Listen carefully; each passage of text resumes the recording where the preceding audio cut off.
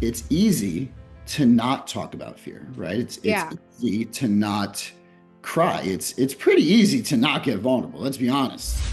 Well, the harder thing to do would be to feel the emotions, right? To cry, to play it out all the way, right? To like whatever it is that we're talking about. If I end up in the fetal position on the floor, sobbing like a baby, that would be the difficult thing to do. We're always running from it. I think we're programmed to run from everything that's uncomfortable. Yeah. And then life is really seems to be like everything that's, sold to us is just about comfort, right? Hey there. Welcome to the Peakality Podcast, your new favorite spot for unlocking the best version of yourself. Ready to level up your life? We've got you. We're all about blending technology with human wisdom and the drive to be better, personally and professionally. Each week, we dig into the real stuff, strategies, tools, and mindsets that cut through the noise and help you thrive. No fluff, just practical insights from experts, thought leaders, and people who've been there, done that. And we're here to break it all down into easy steps. Whether you're kicking off a fresh start or a physician seeking to inspire your patients, we've got stories, tips, and tricks to inspire growth in each area of life. Your peak potential is calling, starting right now. Hit subscribe, join our crew, and let's move forward today. Today's guest is Louis Pompeo, a seasoned leader in behavioral health who's not here for accolades, applause, or rehearsed narratives, but rather over the past 15 years, Louis has walked nearly every path in the field of behavioral health, from direct care and outreach to operations, business development, and tech. He's been face to face with people in their darkest moments, as well as faced his own. Louis has moved fluidly between the boardroom strategy and backroom reality, and he's known for being raw, grounded, and relentlessly honest, committed to doing the work with integrity, and not for show and not when it's easy, but always. In this episode, we dive into systems, masculinity, fear, and what real healing demands when you've already tried everything. One reason he still fights? A Marine he once helped in a group years ago. That man became a friend and a reminder of why you don't walk away when the system is broken. You stay and you fix it. Let's welcome Louis to the show. So, a question like, how do you feel as though that when you process and you are looking to pivot or transition, what do you feel as though are some tools that are effective for you? I mean, we haven't really talked about like those specific tools for us individually, Yeah. just different ways or perspectives of looking at them differently. What are some tools that you found? Because you have extensive background and understanding of men and fear and um, challenges that you know that you constantly face day to day. What do you think are some tools that people can use independently, and then as well as like once they take those tools, can kind of um, experiment with them, if you will? Yeah, no, it's a great question. So again, it's funny that you break this down into kind of two categories because I think it becomes, the tools that I have when I'm sitting with myself, and then it has the tools that I bring to a community to take whatever it is that I need to process to my community and interact with them to share whatever that is. So I would say for me the biggest that I've learned, for when I'm sitting alone is, it can be cliche, but I think there's a reason that they seem to be the two that always come up is journaling and meditation. Yes. Um, it's just those are the what I've discovered in journaling in the past year, where I'd been told to journal for I don't know 20 years, and I was always told like, Louis, you should journal, and I was like, I'm not a 14-year-old girl, so I don't know why I would do that. I don't know why you keep recommending that, right? And that's just my like, right? I'm always like just deflecting it off of me because I don't, so I'll make fun of the thing or whatever it is, and I'm like, that's not for me journaling. I found like a new therapist in my journal, right? I found like it was like, there's It's a something. beautiful wait. I love that. It's so true. I never even thought of it that way, but that's so true. Yeah, it's like I discovered a new provider in there. Beautiful. Yeah. and meditation's been huge, and we can talk about it, right? But I have Michael at Denver Zen Den to thank for that one, and I don't know if you're ever going to have him on here, but I think that's Absolutely. would be my recommendation. I can talk about that all day, but I'd rather him speak about the power of meditation. But that man has a product that brought somebody like me who wasn't able to meditate for 39 years instantly into meditation. Game changer, It's right? really powerful. Yeah, his tool is very powerful. It's game changing. Yeah, especially for people with ADHD, and we have a hard time just sitting there quieting the mind.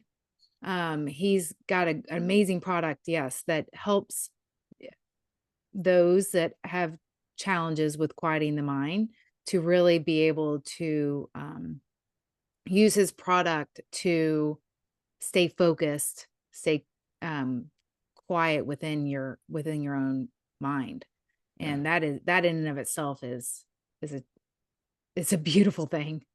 I mean, and it's a very beautiful thing, and it's technology product. It's not even a medicine product, right? It's not even Yeah.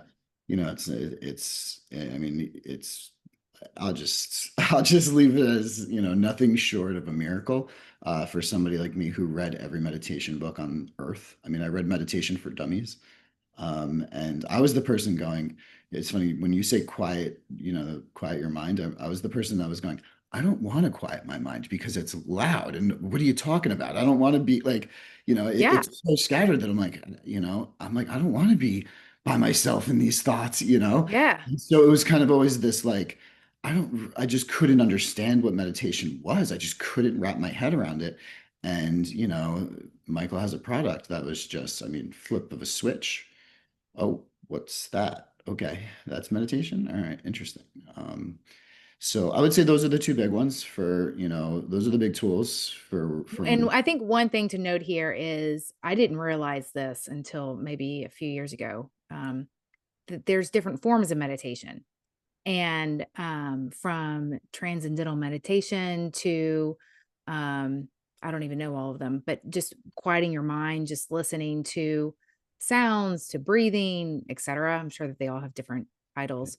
And then there's technology that helps you, you know, quiet your mind. And that's what Michael has at the Denver Zen Den, which is amazing and really powerful.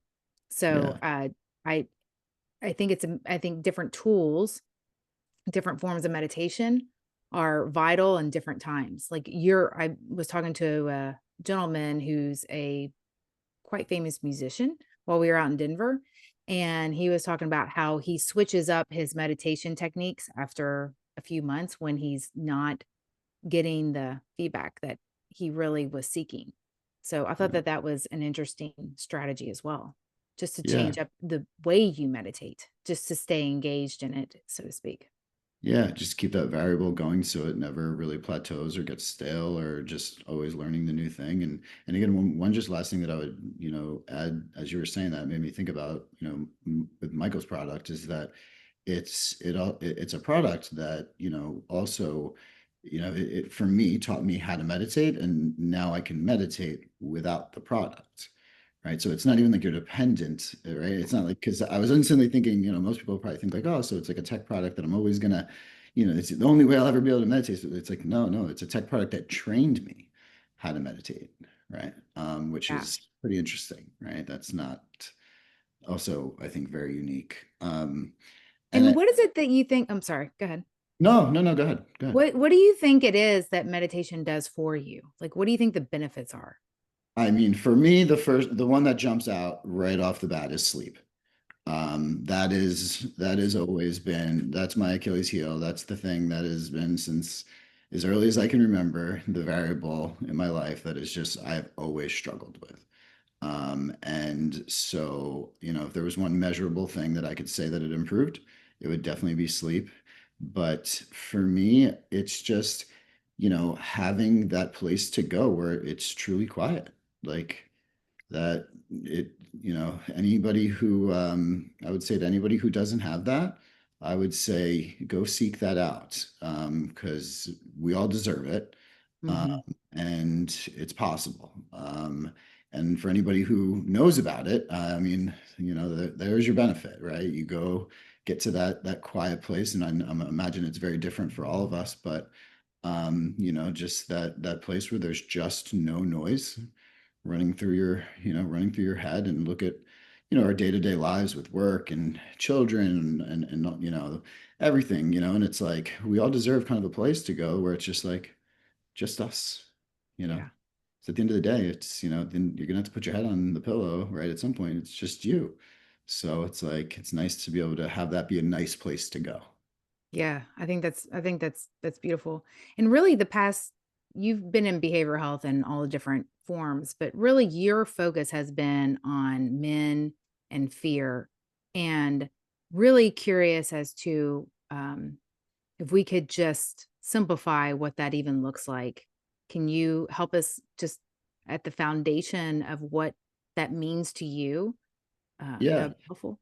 Yeah. So like I said, like, most of, my early journey, I was in addiction treatment at the age of 20. So Alcoholics Anonymous was my first introduction to any kind of self-help, any kind of spiritual program, any kind of talk of God, really. And I noticed pretty quickly that there was a trend, and the trend was they seem to talk about fear quite a bit in this program, but the way I was raised, and the way that it seems like most other men that I know were raised or heard a message from society, is that we don't talk about that. Fear is like it's like a no-go, right? Like we don't talk about that. Like that's And no. why? Because it's just something that men don't do? Yeah, because right, Makes because them look like they're weak? yeah, right. So it's like men are told, like, like we're right. I mean, we all had I don't know if this is dates me, right? But we had like the no fear shirts when we were in like elementary school. Like Yeah. we thought we were the coolest kids in the world, right? I Yeah. mean, they gave us the brands when we were in sixth grade. We went with it. Like, um, it's just, yeah, I think as a man, we're sent this message that it's like it's not okay to be scared. And then I saw my first. I was 20, and I probably saw a guy that was probably in his mid 20s get vulnerable. And he had been sober for a few years, and he told a story. And he was talking about how scared he was when he was drinking, and I was like, well, I can't believe we're in a room of like 100 people. This guy's like just telling everybody how scared he was. Like, what? Like, I was blown away. I was like, how's he doing this? And it just started to like melt away. Like, it was like, wait, he's why is he doing that? Okay.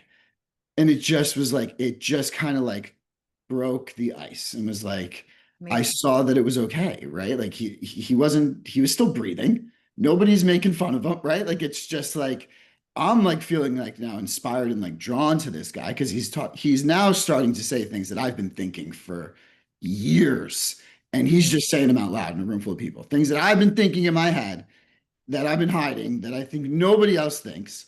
And he's just talking about them nonchalant. Like, I'm scared of this, I'm scared of that. And I'm like, wow. I was just instantly, right. And Yeah. And how it, brave he had to be to just do that. I mean, yeah, that in and of itself, that's bravery. yeah, That is really to stand up there and to inspire others to do the same. I mean, it's the whole point of what we're doing here too. And I yeah, think that's really impactful because I can visualize you in that room listening to this man. What an impact that must have made. yeah. I was 20 years old, and I thought that I was the most fearless, tough, hard as nails 20-year-old there was on earth. If you would have told me 10 minutes before that I heard that guy talk, if you would have been like, you're scared, I'd have been like, let's fight, you know? And I wasn't scared of anything, right? And, it instantly disarmed me.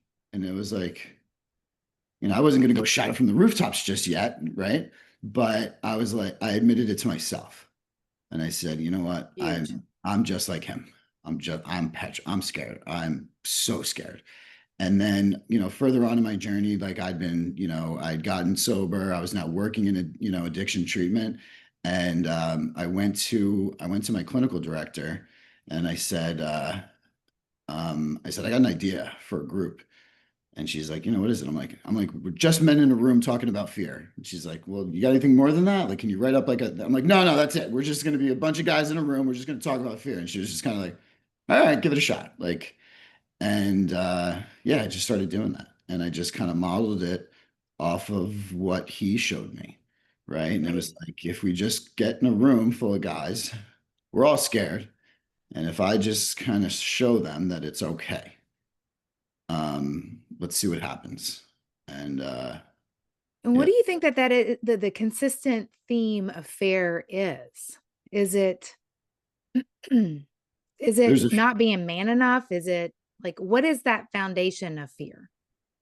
I mean, there's definitely a few, things that are underlying. I was always told that every fear can be broken down into, at least one of three categories, which is, fear of not getting what I want, fear of losing something that I have, or fear of other people's opinions.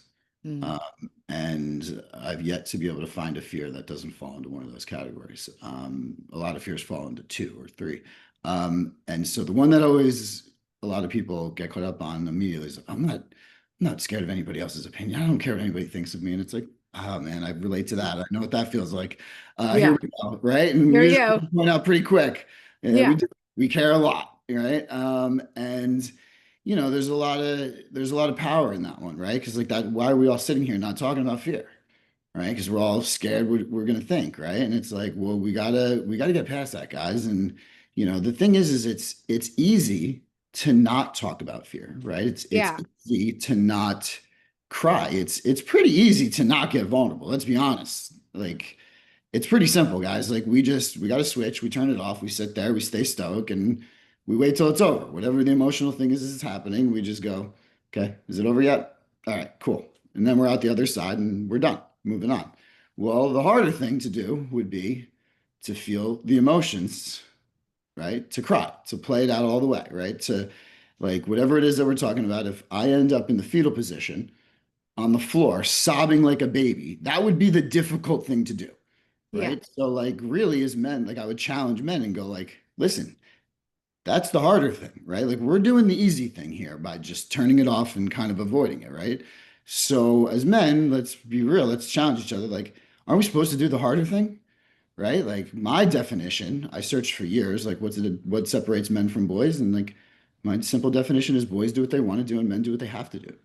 Ooh, that's powerful. So yeah, men, right? So it's like you want to be a man, then what I have to do is I have to feel emotions so that they don't come out a different way.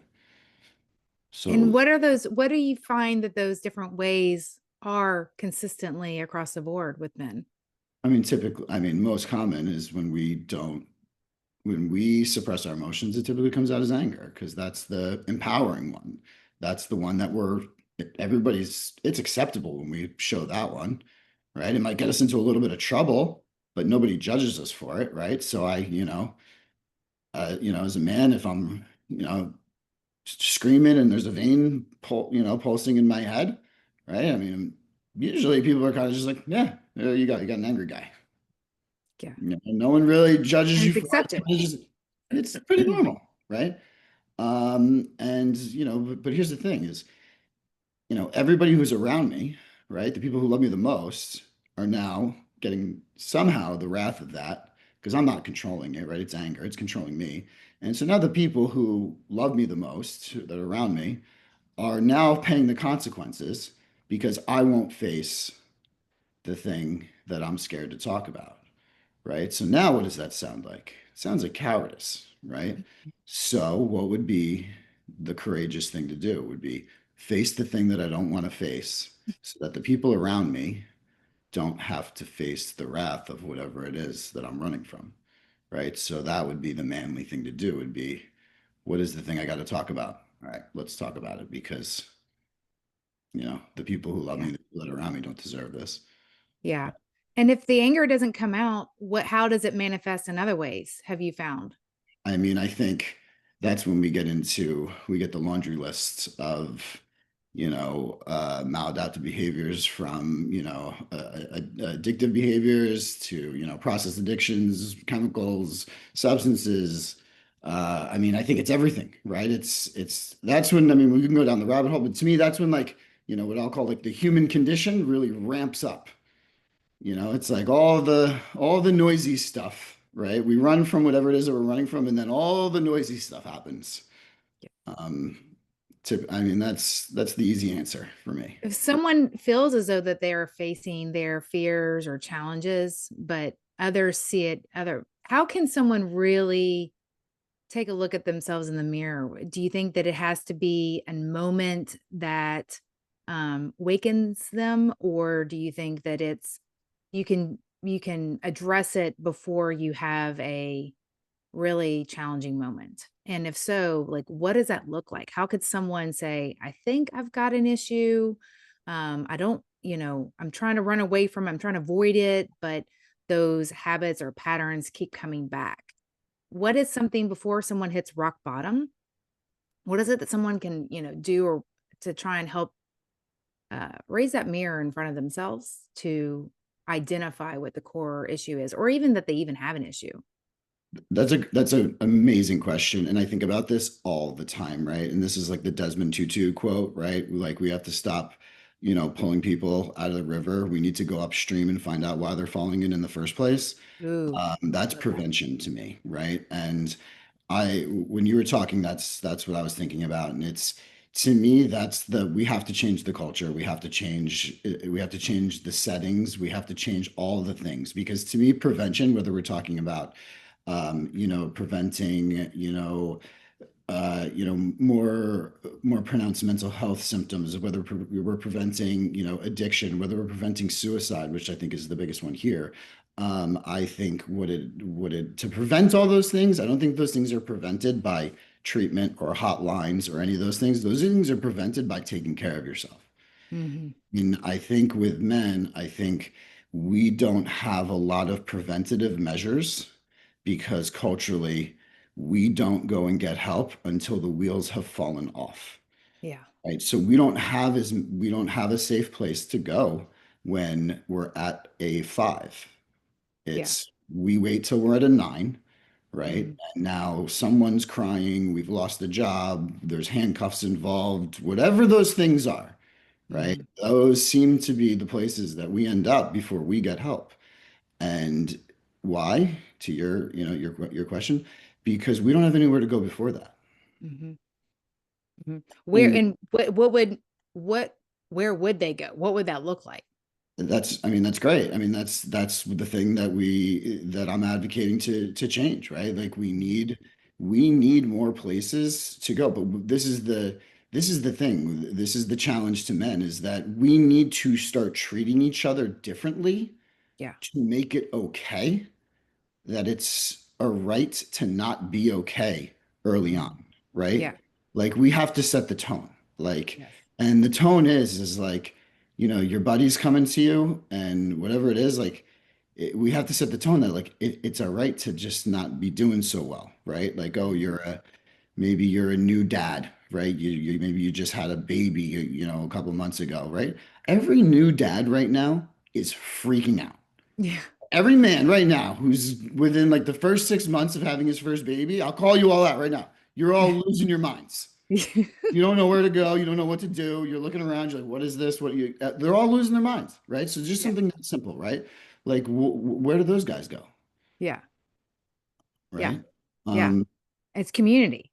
yeah, And it's really just talking to each other and not being like and not pretending like everything's perfect. yeah, And whether it's the addiction, whether it's the relationship or relationships or whatever the case may be, I think it's just being able to talk to one another and know that, if the person is judging you that you're talking to, then maybe they're struggling with something.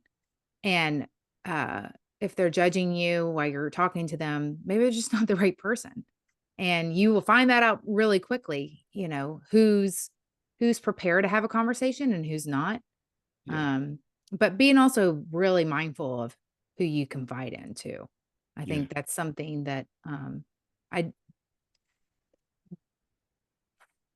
wasn't sure who to really have a conversation with.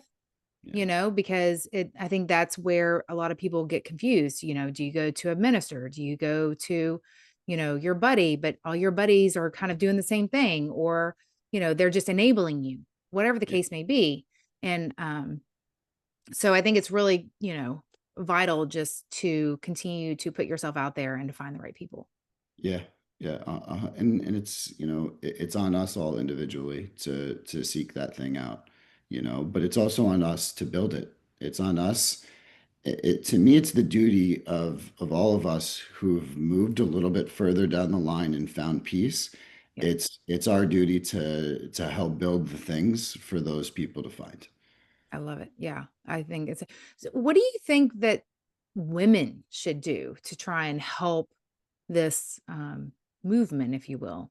Do you think, like, how can we help support men feel as though um, that they're not going to be judged, that they're actually going to be loved even more for sharing that vulnerability? Or do you feel as though that, back to what we were saying, it's about finding the right people to help support you in that process? Yeah, it's funny because I think for men, I think early on, I think when men are early on in the journey, I think most men are just going to be, they're going to feel safer, having these conversations with just men. But, I want to be clear. I don't think that there's really much of a difference here with who's part of this community, right? And I think, you know, my I think advice to both sexes is just be genuine and find out that like we're all scared of the same stuff, right? We're all Absolutely. worried about the same things. And the reason I did, a group with just men on fear is because, all these men were in their first 30 days of sobriety. And I Hmm. just knew I wasn't going to get anywhere, or at least I would be starting behind with these guys if I put a couple women in the room. I They just, don't want to come across as weak, which is the whole yeah. point. And it's Yeah. like, here we go. Like they're looking at me going, buddy, you didn't create a safe space. Why are they here? Hmm. Right. Like that's not right because they automatically think, well, I would never talk about this in front of a woman. It's like, okay, so for this setting, we're gonna go just men, Yeah. right? But I think as we get as we move further along in our journeys, we realize that like the common denominator is pain, and we Hmm. all have it, right? I watch people in addiction treatment, and they come in early on, and how everybody makes friends in treatment is they ask somebody like, "Well, what was your drug of choice?" And it's like, "Oh, it was your same as mine," and like that's how they bond, right? And it's like, because that seems like the thing early on, right? And so, just like this is the same thing. Like men, it's like, okay, why would I? It helps to be around other men, right? And it's, oh, that's definitely true. But as you grow a little bit and you learn a little bit about like what's really going on, you learn a little bit about yourself, you gain some awareness, you realize like humans, we all have the same thing, right? And if we're on some kind of healing journey, means the common denominator is pain. And so anybody that you can find that will talk to you honestly, vulnerably about pain will probably be a good group to heal with. Absolutely. Yeah. Yeah. I think that's really important to understand that, um, that for enable in order for a man to feel safe, and not, at first, is to really surround himself by other men that are willing to be vulnerable, and then open the door to having that conversation with women. Yeah. Because, to your point, some women are also the same way. They don't want to know that the man is struggling, because maybe they just, for whatever reason, they they need that man to be strong for them. And or they're not willing to face the fears of being strong in these certain situations. Yeah. Is that what you found, that Yeah. really the challenge is? Yeah. I think for sure. And I think one of the things too that happens with folks is that, and men can do this to men, and women can do this to women, and women can do this to men, and vice versa, is that even with good intentions, if I might not know how to hold space for somebody, I might end up doing more harm than good, right? And, Absolutely. and, and I might not even ever know, Yeah. right? Now that person brought something to me, and maybe I'm not familiar with it.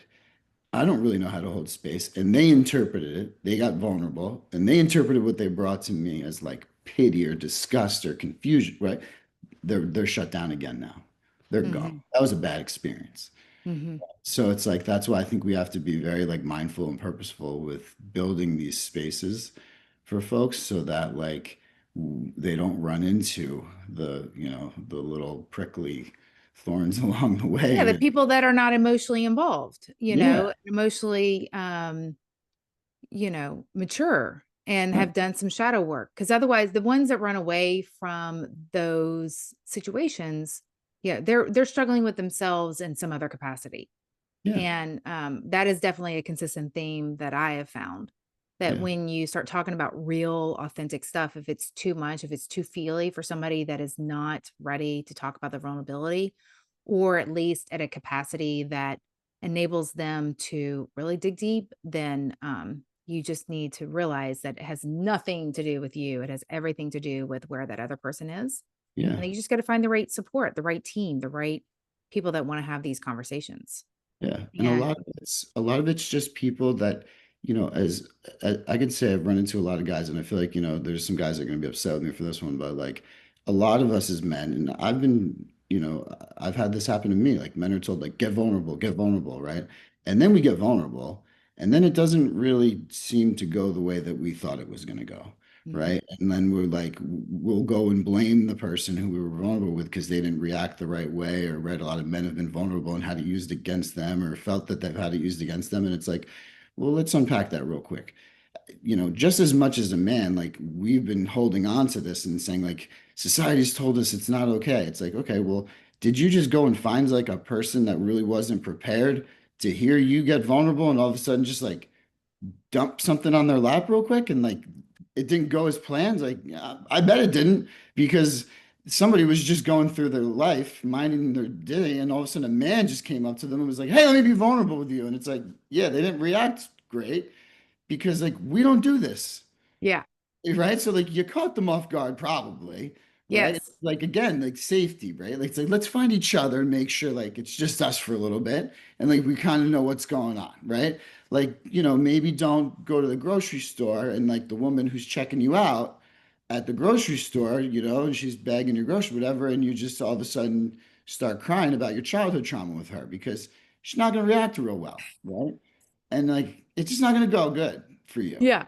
Like maybe find somebody who like is ready for that, He's ready. Yeah. and like that's important. It's important to make sure that you're like back to your point. It's important to make sure that like we're finding the right people because if we go and we find the wrong people or we just knee-jerk reaction to like, oh, I got to get this off my chest. Everyone told me to talk, right? It's like, no, that might not go well. Hold on.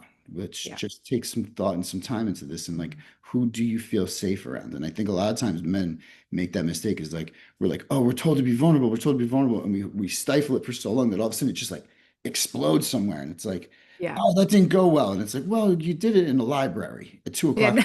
in the afternoon. It's like everybody wasn't Maybe not the expecting that. best place to have your temper Yeah. tantrum. Yeah. Yeah. It's like it doesn't help to talk about your childhood trauma in line at Starbucks. And not everyone in line is there for it, you know? I love it. What do you think that, what do people get wrong in the process of healing? I mean, when things get heavy and someone is processing that healing, but they want to go back to the old patterns, or they think that they're going back to new ways, but really it's just a band-aid, a temporary band-aid, and then they're masking it and they're pretending like it's not really there. Like, what do you think that where do you think people will go wrong in the process? So I'm gonna take a shot here. I put a lot of that on just the cookie cutter processes that are in place for folks to heal. Mm, I think there's so many just conveyor belts, cog in the machine, processes that are out there that are just people are told this is the way that you heal, right? And it's behavioral health, it's the Instagram posts, it's what we see in movie, right? And we're just told that there's this like model that it's supposed to look like this, and then people get and they just start the talk track where it's like, oh, I check this box, then I do this, and okay, and then if I cry at the end, we're done and it's over, and then I get a little certificate and I'm good. And it's like, no, no, it's ugly, it's unpredictable. We have no idea what direction it's going to go into. And if you're authentic, you know what I mean? If you're authentic, it's going to go well. If you're honest, right? If you stay open-minded, if you keep showing up for yourself, it will go well and you will heal. But I think when we start looking at it and thinking it's supposed to be like this, that's where it always goes wrong like that. Yeah, I think to your point, it's supposed to go like this. Sometimes when we've used old tools that are no longer serving us, we've got to find new tools. Um, I think that that's when people just fall short, like, oh, well, this always worked. It's not working this time. Whatever the case may be. And then also I think that I will say that I think that Instagram post inspiration, sometimes when you're in a negative mindset, learning to I always say you never know the movie that's playing in someone else's head. And sometimes you just have to change the channel Yeah. because whatever, like what you were saying earlier, it's like that thing that just keeps coming up, however much space that it occupies in time with your mind, and how much attention you're giving it, you've got to learn to change the channel. And so I think sometimes Instagram or even Pinterest, to YouTube, finding motivation quotes to help you, shift that mindset in that moment has been really helpful for me, and I know others. Are there any other specific tools that you suggest when someone's in a moment to try and help them kind of switch into a different channel, a different mindset in a particular from where they were, to try and help um, just create a new dialogue in their mind? So this one goes back to Alcoholics Anonymous, and I'll give the credit to AA on this one. The one that is tried and true and has always worked for me here is when I'm jammed up and nothing else works, it's find somebody else and help them. Oh, I love that. Yeah, That's it great. works every single time. Yeah. When there's no more Instagram posts, when there's no more meditation, when there's no more, there's not another book to read, there's not another positive affirmation. I've breath worked myself into apoxia, right? And it's like, what is there always? There's always somebody else who's in pain. Yeah. And you can reach out to someone else and just see if you can do something for them. The For world them for without an agenda for yourself. Yeah, Absolutely. just to, and for those of us that have been in it and been in pain, when you know that you can be the thing that can just alleviate for a split second that for someone else, it feels good. It gets you out of your own way for a little while, right? Because this is just like anything else. You can take this too far, right? And avoid your own stuff and just help everybody else Yeah. forever, right? Yeah, because then that makes you feel good. Like, "Oh, look at all Right, these people with all these right. Let's problems, and chase. look, I'm Yeah, helping them." They were we'll turn this lost, into and a they drug. were like, like a little abandoned kitten, but then you realize that they were really manipulating you or whatever. Like, it's not a productive path. It's more of like really understanding the authenticity behind the motives, the people, what it is that you're doing and why you're doing it. Is it really Yeah, to ultimately feed the ego, or is it to feed the soul? yeah, And I think that's where a lot of people also go wrong in that healing process. They think that they're healing, but they're really just feeding the ego to try and help them feel like that they are um, the savior in a yeah, situation to make them feel better. But I think when you help someone with no agenda, with no, ulterior motives, I think that's really where the true magic comes out. And then it's just being mindful of picking the right people to help and picking the right yeah. people to support Yeah, as yeah. well. And it's like it's the pay it forward way that we all heal, right? But Yeah. back to your original question, it has never failed me that when I'm in one of those places where it just seems like there's no There's no quote, there's no book, I'm out of tools, right? Like I've done Yeah. all the things, I've worked out, I've prayed, I've done all of it, right? And it's like I'm still stuck and I'm just in this like sometimes the answer is just stay there. Yeah. Absolutely. Feel it, feel through it. Like, and feel Sometimes the answer uncomfortable. is you just have to stay there, Yeah. right? But I've also found out that like sometimes I stay there a little too long. And it's Sure. like, okay, well now I got to get out, right? Yeah. And getting out, finding someone else and just reaching out to somebody, maybe not even somebody who's in pain. Maybe it's Yeah. just somebody I haven't talked to in a while. Yeah. Right? Call them. Exactly. Right? Like you had Wayne on last week, like one of my Yeah. favorite, the handsomest man in the world, let's be real. Yeah. But one of the things that he talked about, right, was like reaching out to people, like, and calling and having like a 15 or 20-minute conversation with them. The power of picking up, right, in today's world, sometimes we don't just talk to our neighbor, right? The power of picking up the phone and reaching out to another human being is unparalleled. Absolutely. Yeah. It's it works. It It's does. human connection. It's the medicine. It is. That I think that is well said. I think the ultimate medicine is human connection and Yeah. finding the people that truly support you for you know who you are and with the right motives. And I think that that in and of itself is truly the most powerful medicine that I'm aware of. Yeah, yeah, it's what I don't know what that study's called. I'm not a doctor, right? But the rats that they gave them like the cocaine water and they left them alone and they would do nothing but drink the cocaine water until they would lose their minds. And then they put all the rats together and they gave it to them and they didn't want it Oh, wow. together. And it was like, well, that's the piece, right? It's Like everything. addiction is it's lack of community, it's lack of purpose with your community, and we're supposed to be around each other, And I think that's one of the things that behavioral health, the industry gets wrong, right? It's cookie cuttered and turned it into, facility based and like the model of like, you go into the macaroni art, and then you're going to the group and you're doing this and you're talking about your things. It's like, how about maybe just like put everybody together and let them have a good time and enjoy each Yeah. other's company and see if organic conversations happen, right? Because I can tell myself spent my early 20s going to treatment a lot. And a lot of the healing for me happened like when none of that clinical stuff was happening. It was just like me and another guy like hanging out, just having Healing together, having a having an conversation. authentic conversation that meant more to me than anything clinical that I'd done that day. Why? But Because connection. how do the clinics then create that environment so that it shows that the true effectiveness um, of their programs? Like, what is it that they can do to try? Like, we've talked about the system being broken.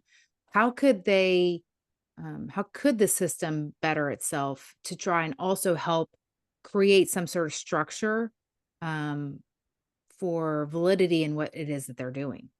It's a great question. And let me preface this by saying that there are plenty of places that are doing it well. Absolutely. There are, Yes. I mean, there's a ton. I'm always a big critic here, and I just before I go any further, I want to make sure that I do say that there's plenty of places, and one of the things that I think the places that are doing well are doing is creating that sense of community when folks leave. I think that's one of the Mm, most important pieces for absolutely. this, and I'll call it out. Too much of this industry in behavioral health, substance abuse, and mental health, treatment is built on a business model of folks returning. Mm, And it's just disgusting. I'm just going to say what it is, right? And it's like the places that are doing it well don't want their patients or their clients to come back. So they hmm set them up for success. And one of the things I think setting them up for success is, treatment is a triage, right? You have to go back home to wherever it is that you're going, and you have to become a part of something, right? And whether it's a part of something from the treatment center that you're out of or a part of something back home in your community, you have to become a part of something because otherwise you're back with it's just you and you got, yeah, maybe you got a couple tools, but how long are those they're gonna go dull pretty quick. or you're going to forget how to use them, or you're just going to leave them somewhere, right? Like Mhm. I need to be around folks that are like me, folks that are Mhm. going to hold me accountable, folks that I can lean on, folks that take ownership for their own actions, right? Like folks that walk the path that I want to walk. Um, Absolutely. and that, that to me is the differentiator. And there's a lot of places that are doing that now. I think that's been a shift in addiction treatment is that a lot of places have gone, you know, and turned to private equity and turned to more cookie cutter. And a lot of places have turned inward and gone, no, no, no, we're going to kind of take ownership of this and, we know what works because we were founded by people who did this, right? And, those places are doing very well, and I work with those places every day. I talk to folks that are in this every single day. I have 5 calls with somebody working in this industry a day, at least, and there's so many good folks working out there in this industry that wake up every morning and put their heart and soul into this. Mm. They could go find another job that would probably pay them more, that would probably have less stress, but they just keep coming back to this. Mm. And those are the folks that's the glue that holds behavioral health together is the people who just keep coming, like, right. It's not fun, it's not glamorous, it's not, but it's what they love. And those are the people I respect the most because that's who saved me. The guy who we're talking about, we started this conversation with, right, that he was working at a treatment center. He's probably 26 years old, right, and he just set me on fire for this. So that's That's the people. Yeah.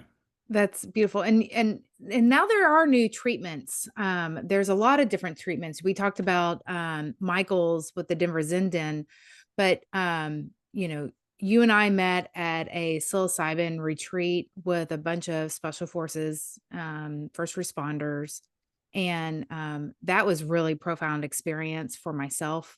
Yeah. What are some other treatments that you found are also beneficial that maybe aren't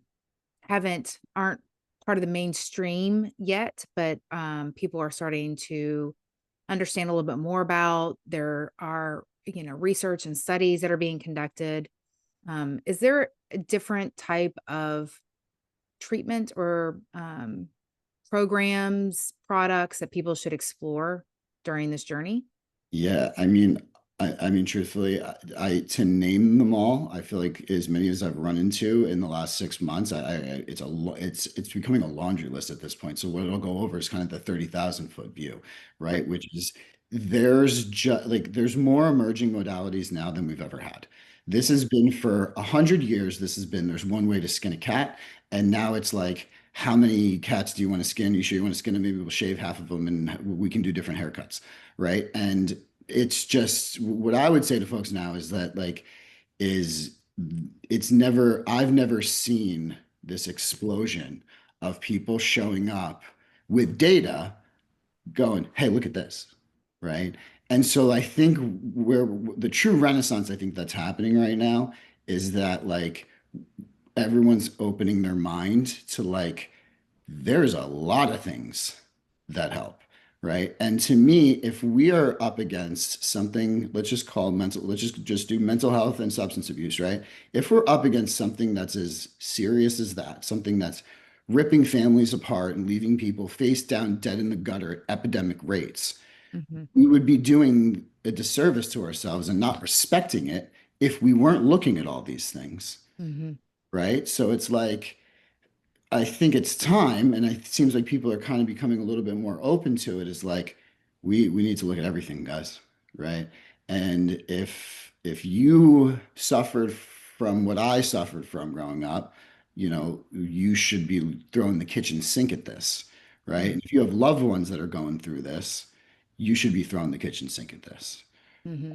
And if you're a professional, you should definitely be throwing the kitchen sink at this, Hmm. right? We need to be looking at everything. Yeah. And I always say that the only disqualifier that I have now is when somebody says, hey, I got the thing, and there's only one. It's my thing here.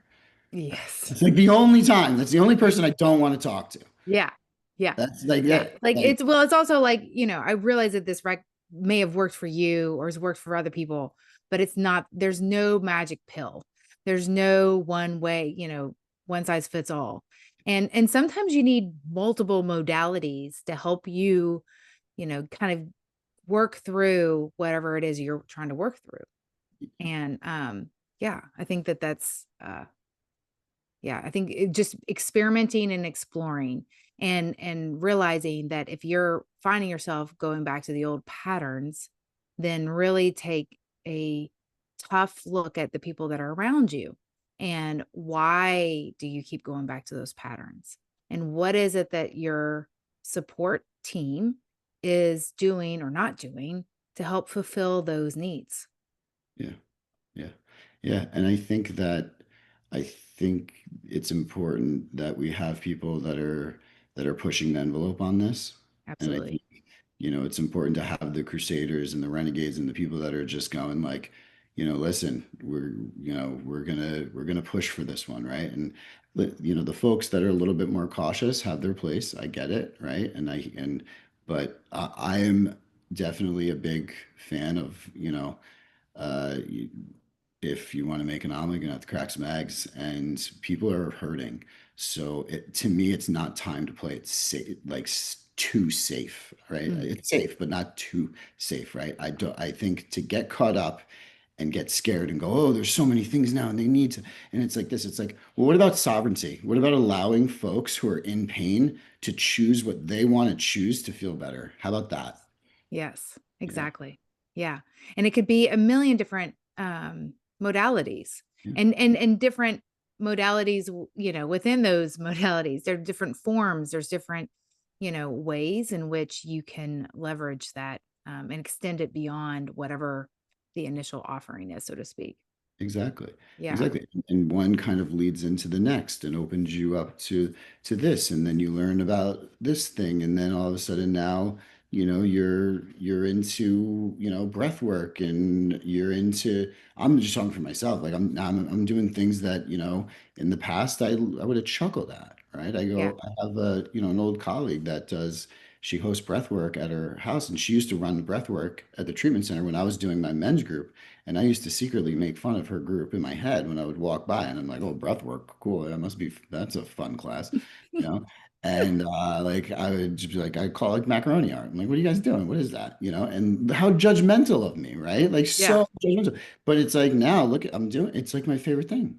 I Yeah. love it. I Yeah. love breath work is like one of my favorite things, and it's like, I didn't even know that that was a thing until like literally this past year. I had no idea that how powerful doing breath work actually is.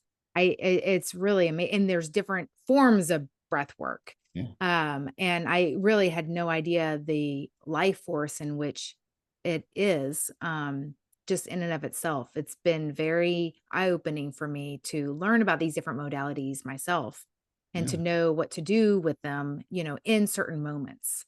And to experiment with them, to play around if it's going to be, different counts, box breathing, whatever. Just being open to experimenting those different solutions in different moments, if you will. yeah, And yeah, for people that think that it's going to be boring, like their life is going to be boring once they get sober or once they don't have the, you know, we'll just call it a drama filled life. Is what is it that you would say to them that feels though that they would have to have a boring life once they get sober or once they, address whatever addiction or face whatever fear of, that adrenaline rush? How would you advise people or what would you tell people that have that preconceived notion um, for a healing process? yeah. So the first thing I do with that is I challenge. The first thing I do is let's challenge, well, how exciting is your life right now? Yeah. Because for I can look at my own journey, and it was like, a lot of times when I hear folks say that, it's like, to me, I think we're kind of selling ourselves a little bit of a lie about how exciting our life is. There's a difference between adrenaline pumping through your veins and like exciting, and I like that, right? And it's like, most people that I think are, early on in sobriety are kind of have this idea that like, their life looks like a Bud Light commercial. And it doesn't, right? And most No. likely it doesn't. It doesn't look Yeah. like a Bud Light commercial. It's a little ugly, right? And there's tears and families are hurt and you're filled with shame and you're in pain, right? And it's Exactly. not you just cheersing people at the bar and everything looks like a good time. It's like, so let's first get real about where we're really at, right? And then as far as like, boring, it's like if you get busy healing, I promise you, boring is not going to be a word in your vocabulary, right? Yes. You might come up with words like annoying, I don't want to do this, can we make it stop? Can we stop? All those things, right? Those things might come up, I'll be honest with you. But like nothing about working on yourself and growing is boring. Agree. In some instance, I'm like, can we just tone it down a little bit? Like, I'd like it to stop sometimes. Yeah. Like, Yeah. can You're we like, just, okay, this is great, but can we just slow it down a little bit? Like, yeah. yeah. And I think that's the automatic thing that we think is like, if we're drinking, we're doing drugs, we're doing all this stuff, is we think like, oh man, like if I'm not doing this stuff, what am I going to be doing? It's like, well, I don't know. Find some sober people and see what they're doing. Because not everybody who's sober is just like sitting around crocheting, No. and drinking coffee and talking about, the weather. Like we Yeah, figured it out, guys. It's okay on the other side. Come on over. We're having fun. I promise. exactly. Yeah. Yeah, I think that's amazing.